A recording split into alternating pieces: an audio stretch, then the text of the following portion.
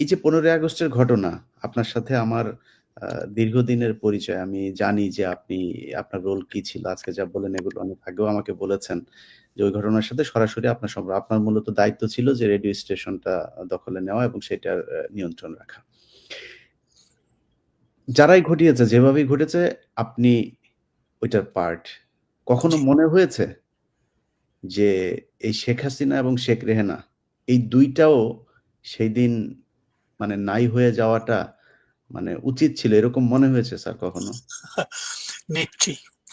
এখন দেখো, সেদিনের ঘটনায় ৩২ নম্বরে কি হয়েছে আমি সেটা বলেছি। কিভাবে যে লোকজন মারা গেছে, মারা পড়ছে সেটা আমি বলেছি। একটা কথা, সবাই বলে যে মুজিবকে হত্যা করা হয়েছে এবং শেখ হাসিনা যে বিচার করেছে ওই হত্যার বিচারই করেছে। কিন্তু আমি বলি না, মুজিবকে কেউ হত্যা করে নাই। মুজিবের মৃত্যু মুজিব নিজেই ডেকে এনেছে।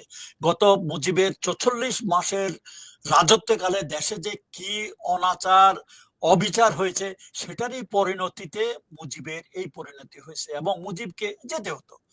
এবং আরেকটা জিনিস, সেদিন মুজিবকে হত্যা করার প্ল্যান ছিল কি না ছিল সেটাও আমি সঠিক জানি না, কিন্তু পরবর্তী পর্যায়ে বলছি, আগে রশিদের বক্তব্যে বোঝা গেছে যে তাকে ওখান থেকে অ্যারেস্ট করে নিয়ে এসে পরে একটা সামারি কোর্ট মার্শাল করে ওর মাধ্যমে তার এক্সিকিউশন করার হয়তো ওদের প্ল্যান ছিল। তবে এটা সত্য, মুজিবকে জীবিত রেখে কোনো পরিবর্তন তখন আনা যেত না। মুজিব যেরকম শক্তিশালী, তার আন্ডারে যেসব বাহিনীটা নিয়ে যেরকম কাজ করতেছিল, তখন মুজিবকে জীবিত রেখে কিছু পরিবর্তন আসা মানে আনা সম্ভব ছিল না। এটা অনেক মানে সিভিলের লোকজন অনেকেই আমাদের কাছে এটা বলেছে যে মুজিবকে যেতে হতো। তবে যেভাবে মুজিব মারা পড়ছে দুঃখজনক ভাবে, আমিও দুঃখিত যে এইভাবে আমরা মুজিবের যাওয়াটা কেউ কল্পনা করে নাই, বা মুজিবের বাসায় যেসব লোকজন মারা গেছে বা অন্যান্য টার্গেটে যেসব মানে যারা লোকজন মারা গেছে তাদের কোনো পলিটিক্সের সাথে কোনো যোগাযোগ ছিল না, এর জন্য আমরা দুঃখিত।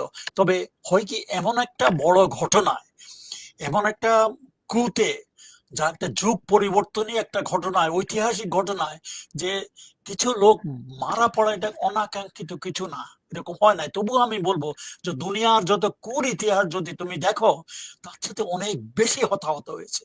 সেই ক্ষেত্রে 22 জন লোকের মৃত্যু সেদিন বিরাট কিছু না। এটা একজন আমেরিকার একজন জজ সাহেব এই মতামত দিছে যে 15ই আগস্ট যে অসাধ্য সাধন করেছে দেশের জন্য, যে ভবিষ্যতে যে ডেমোক্রেসির প্রক্রিয়াটা মানে নিয়ে এসেছে, সেই তুলনায় 15 জন লোকের মৃত্যু কিছুই না। যেখানে বাংলাদেশে প্রতিনিয়ত লোক বিভিন্ন কারণে পলিটিক্সে খুন খারাপি হচ্ছেই যাচ্ছে।